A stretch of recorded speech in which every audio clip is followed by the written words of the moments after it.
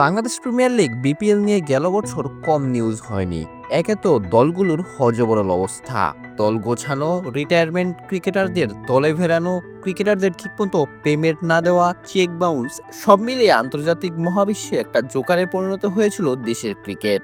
এরপর সবশেষ আসে ফিক্সিং কেলেঙ্কারি ইস্যু। ফিক্সিং সন্দেহে একাধিক খবর প্রকাশ হয় দেশের বিভিন্ন সংবাদ মাধ্যমে। আর বিপিএল শেষে ফিক্সিং এর সব সন্দেহজনক ঘটনা নিয়ে তদন্ত করার জন্য একটি স্বাধীন কমিটি গঠন করা হয়েছিল বিসিবির পক্ষ থেকে। সম্প্রতি সেই তদন্ত শেষও হয়েছে, তবে এখনো তা প্রকাশ হয়নি। তবে দেশের একটি পত্রিকার অনুসন্ধানে উঠে এসেছে তদন্ত প্রতিবেদনে কি আছে। শুধু 2024 থেকে 25 এই একটা নির্দিষ্ট সময় পর্যন্ত এই বিপিএল এ মোট 36টি ঘটনা এসেছে তদন্ত কমিটির হাতে। সংশ্লিষ্ট একাধিক সূত্রের বরাত দিয়ে ওই পত্রিকাটি জানায়, প্রাথমিক তদন্তের এইসব ঘটনায় অভিযুক্ত হিসাবে নাম আছে 1012 জন ক্রিকেটারের, যাদের মধ্যে প্রায় 34 জনই হাই ফ্ল্যাগধারী। হাই ফ্ল্যাগের মানে হলো এই 3-4 জনের বিরুদ্ধে অভিযোগের ব্যাপারে অনেকটাই নিশ্চিত হওয়া গেছে।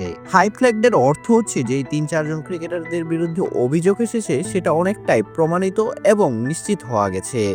এক ম্যাচে হারলে নাকি 400 কোটি টাকা। তাছাড়া অভিযোগের তালিকায় আছেন জাতীয় দলের 2 ক্রিকেটারও।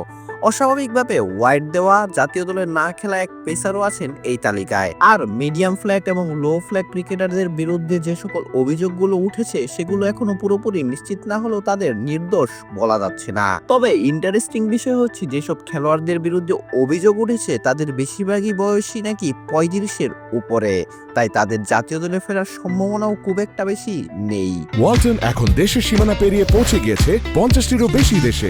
ওয়ালটন, ঘরে ঘরে বিশ্বজুড়ে। অভিযুক্ত ক্রিকেটারদের মধ্যে এমন তথ্য এসেছে যে একজন ক্রিকেটার ফিক্সিং এর সাথে জড়িত ছিলেন এবং তিনি সর্বশেষ বাংলাদেশ দলের শ্রীলঙ্কা সফরেও অ্যাক্টিভ ছিলেন। এমনকি শুনলে অবাক হবেন, বিসিবির উপকমিটির একজনের নামও আছে এই তালিকায়।